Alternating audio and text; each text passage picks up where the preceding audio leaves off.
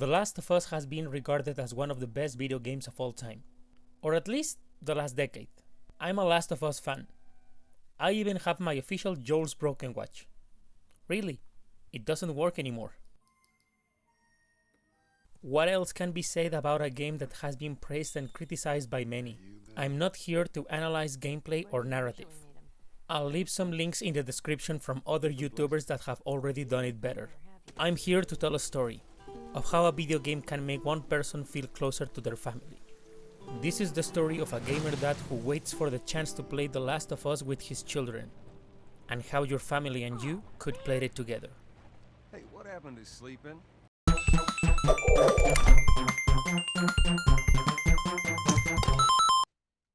I'm sorry. I trust him better than I trust myself. Stop with the bullshit. What are you so afraid of? I want to start with this scene, this particular moment in the game, in which Joel and Ellie get on a discussion at a ranch.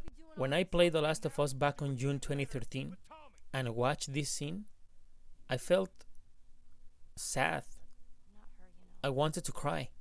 By then, I was already amazed by the narrative, the character development, the beautiful scenarios, and of course, I was in love with Santaolalla's music.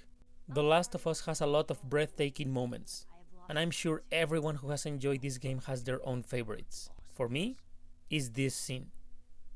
It still moves me to this day.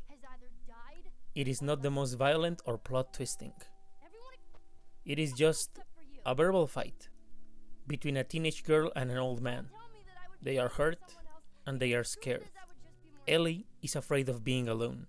Joel is afraid of remembering the person that he loved the most. Since the summer of 2013, I've completed The Last of Us 6 times. One of those was with my girlfriend, the mother of our 2 kids. We played The Last of Us together on a winter 2 years ago. We had to do it in a week when our children were not home, so we could play it with good volume and at any hour. I had told her that this was a very special game, not just for me, but for the gaming community and even pop culture. I knew she had to play in order to feel connected to the characters. She couldn't just watch me. Not for this game. I set the difficulty on normal and let her play.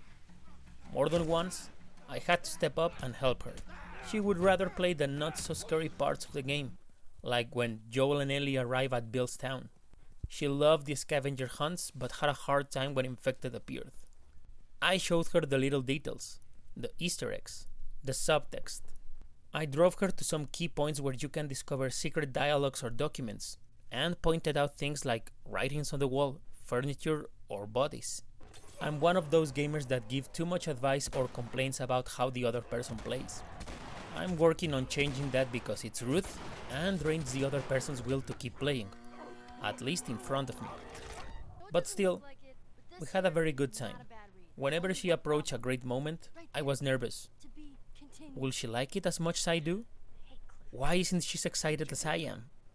She suggested to keep playing whenever we had free hours, so at least I knew she was enjoying it. It took us 1 week and a half to finish the game.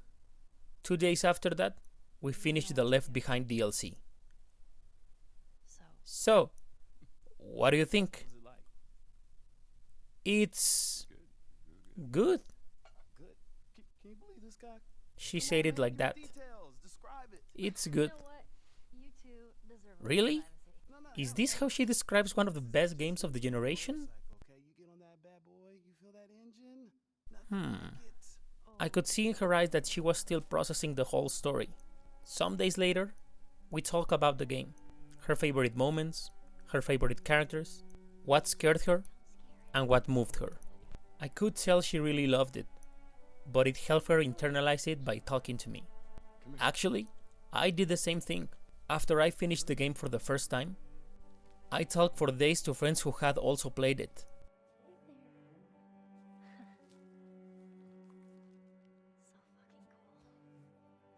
After that winter, I finished The Last of Us and the DLC by myself 2 more times. It feels good to share something like a video game or a movie that means so much to you, with a person that also means a lot to you. To see how that person reacts to key moments, or maybe she noticed something that you didn't before. I love that. When I played this game for the first time, I wasn't a father yet.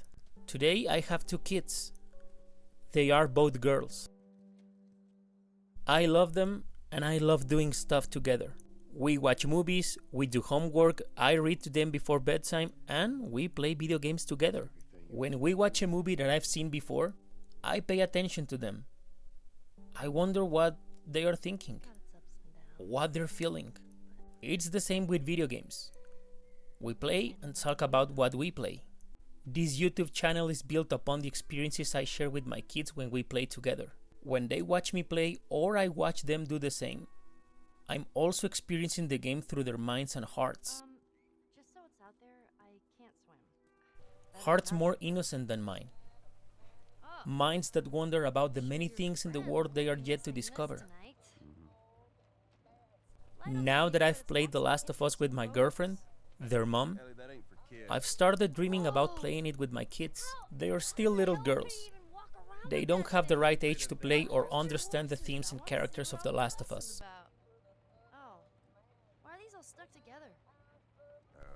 This is not about how good they are at playing video games. It's about being responsible for the content they consume, what TV shows, movies, and internet videos they watch. I don't think you can prevent your kids consuming all the content they are not mature enough to process, especially these days. With The Last of Us, I hope they are ready when they first play it. How am I planning to play The Last of Us with my kids? I thought about playing the game just like their mom and I did, to let them go through the easy parts and then watch me play the stressful ones. But no, I think I'm just gonna sit next to them and watch them play when the time comes, with very little comment coming from me. I've also considered the best option could be to let them play it by themselves, alone, without me interrupting, asking questions, or making comments.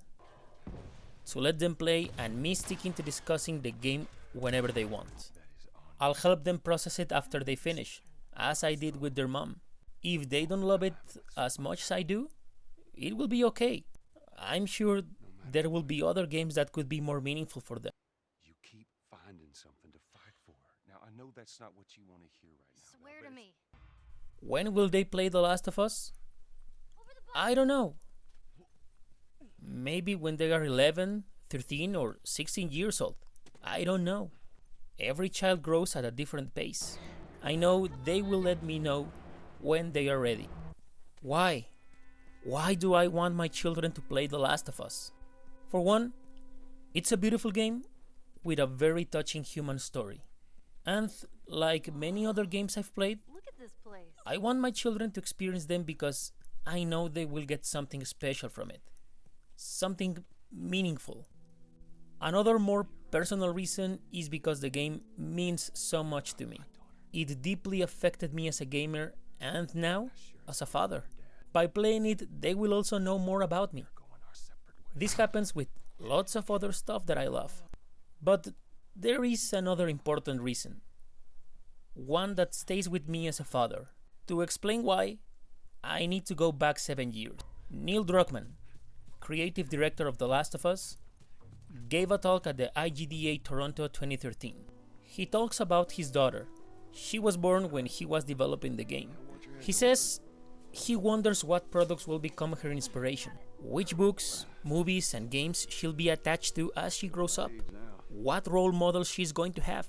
Whether we admit it or not, female characters in games are role models, characters that for most of entertainment history have been sexualized, objectified, and reduced to something less than they can be. I had this secret agenda. I wanted to create one of the coolest non-sexualized female video game protagonists, and I felt that there was an opportunity here to change the industry. I don't know. Doesn't seem right. I suggest you watch Druckmann's talk. I'll leave the link in the description and cards of this video. I know some people disagree with what he says. They think these are just efforts to please PC culture, and by doing so, they think they're ruining video games. But I do agree with Druckmann. I know he's right on this. Characters in any media become role models. They teach us values about ourselves and the world. We may or may not be conscious of it, but we internalize what we consume. We mimic what we see around us. We make it part of who we are. And it is not just games. Everything that happens in our homes, schools, or country becomes part of us. That happens mostly when we are young, when we're kids or teenagers and we're finding out who we are and who we want to be. As a father, I have the task of introducing my children to better role models. Their mom and I are just two of the many role models in their lives. They will meet others, in real life and works of fiction. The Last of Us is an opportunity for me as a father because it has one of the coolest, deepest female protagonists I've ever met. I want my kids to know her. Maybe they would feel identified. Maybe Ellie would be an inspiration for them. Since The Last of Us came out in 2013, more and more strong, deep, non-sexualized female characters started taking the center stage in video games. That makes me happy, to think that my daughters will have lots of great role models in fiction. For now, I want to know what you think of The Last of Us. Did you play it by yourselves? Did you play it with someone else? Have you introduced it to anyone in your family? Children maybe? If so, what was your experience? The Last of Us is available on PS3 and PS4, and probably someday it will be available on PS5. Thank you so much for watching. If you like this video, please give it a like, subscribe, and ring the bell. Have a good day and have fun. Bye.